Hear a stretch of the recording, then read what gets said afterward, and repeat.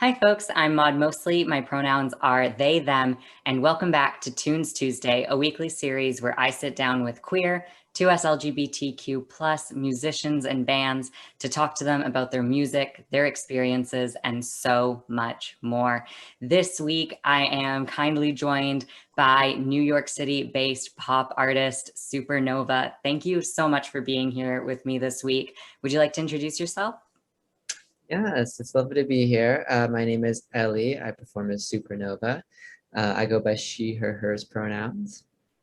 I am a proud gender fluid trans woman, and I make queer pop music.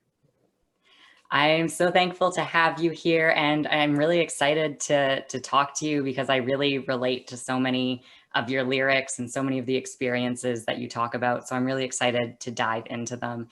And I really want to start with the fact that in a recent Pride campaign that you were modeling for, you discussed some of the struggles you had previously had with gender expression and finding outfits that made you feel comfortable. Prior to your participation in that, you released the music video for Goals, which features you in several different outfits and aesthetics. Did those previous difficult experiences of navigating expression and dysphoria inform your artistic choices for the music video? Yeah, absolutely.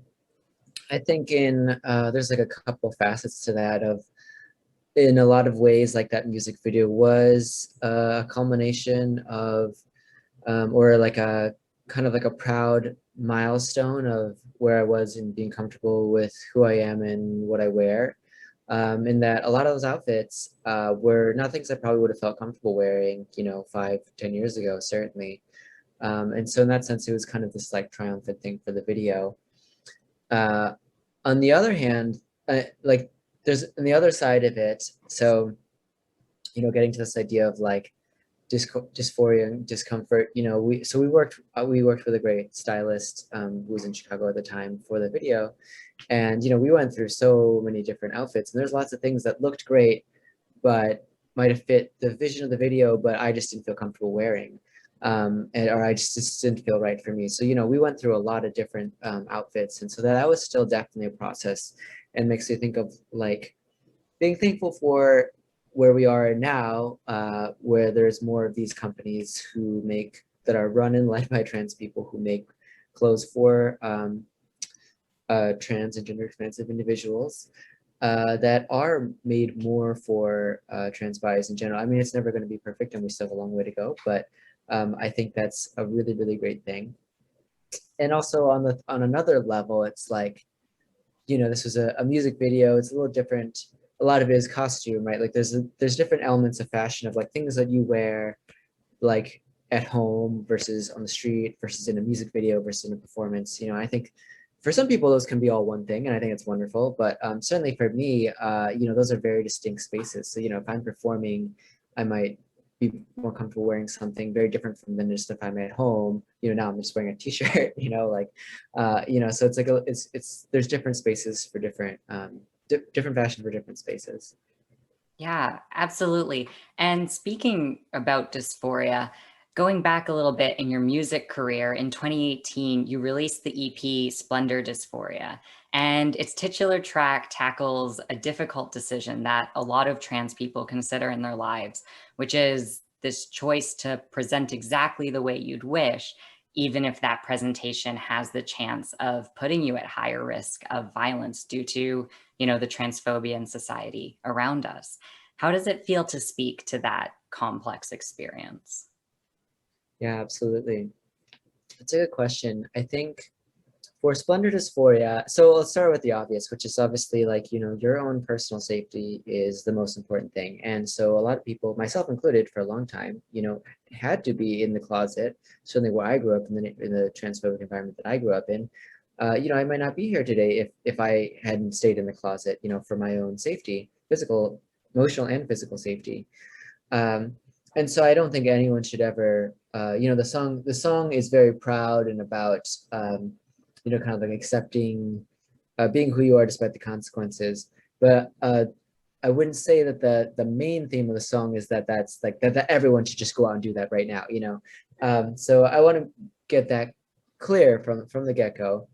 But that being said, I think there's two parts, but absolutely at some point, when it is safe and when you do are able to navigate these risks and um, are ready to take that on because, you know, even anywhere in the world, really, still it's not totally safe for a trans person just to be out in public. Even in liberal centers in, in the United States or Europe or wherever, not to mention the world at large. And so I think there's something really powerful about having a song that is kind of anthemic of that idea to to guide you. That's what it was for me, to kind of be like an anthem. That was kind of like one of the original things that made me start SuperKnova or to write songs in that vein, was to have songs like that I grew up listening that weren't necessarily specific to the trans experience, but were about people with marginalized identities, whether that because of race or gender or whatever, and being very proud of it and being taking it and turning it into something powerful and beautiful. Yeah, that sounds really, empowering for yourself as an artist, but also for people who connect and relate to your music. And I also really Yeah. appreciate you adding that caveat of, making sure you are always prioritizing your safety when possible. Yeah, well, sorry, I just want to add one more thing I just Oh, go remembered, ahead. which is that I think that is also the beautiful thing about music, in that not only that it can motivate you in your own life, like as in like you go out and do it, but that it allows you to uh, be somewhere else, be someone else, live a life, a different life, even if it's for 3 minutes and 30 seconds. You get to feel that in the same way, someone could write, like a country song about, like keying up their ex's car or something, and like you could feel it doesn't mean you're going to go out and key your ex's car, like, but it feels really good, right? And you can like do it, you can listen to it, and you can feel that kind of cathartic feeling through the song, and that's the beauty of how music can transport you. And I think that's something in Splendor Dysphoria as well. That's like, it doesn't mean that you listen to that and you have to immediately live it, but you can live it while you're listening to the song and kind of feel that um, joy or euphoria, whatever it is, if you connect with it. Yeah, absolutely. And I think you bring up something that actually Matthew V spoke about previously on Tunes Tuesday, which is this fact that, queer music and queer artists have been rejected for so long from non-queer people because they think, oh, I can't relate to these queer experiences. And it's like, Mhm. okay, well, queer people have been listening to non-queer music for so long. We've been Right. relating to those feelings and those experiences. So, you bring up that important point where it's, anyone can listen to this, anyone can relate to it, even if these aren't feelings that you felt. Yeah, I can't tell you how many people, obviously the majority of my followers and supporters and listeners are, queer identified, but I have plenty of people who are cishet straight who've reached out to me and they're like, hey, I'm not, I'm not trans, I'm a cishet person, but like I really relate to this song because like the theme is very relatable, of like being yourself, doing what you want to do outside of society's expectations of for you because of what you look like or what your family says or all these things. Like these are, it's like the classic, trans rights are the what we're fighting for trans rights is good for everybody, right? It doesn't benefit just trans people, it benefits everyone. And that's like the common thread line between lots of different social justice movements. So yeah, I absolutely agree.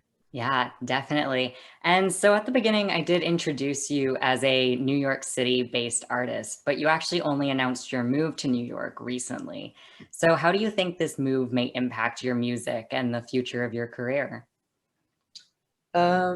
It's a good question. I'm not really sure. I mean, we'll find out. My move was honestly entirely personal, not professional. My partner got into a fellowship program here and a 2-year fellowship, so I decided to move with her to live here in New York City.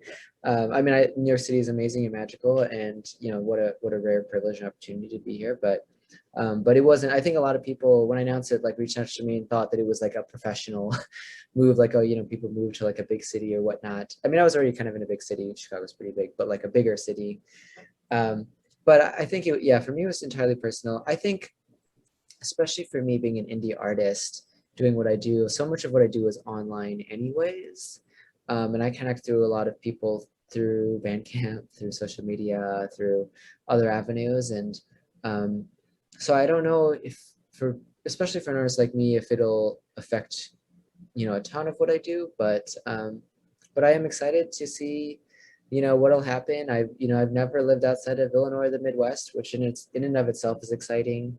It was hard for me to, one thing I can think of is it was hard for me to tour in the Midwest because everything is so spread apart.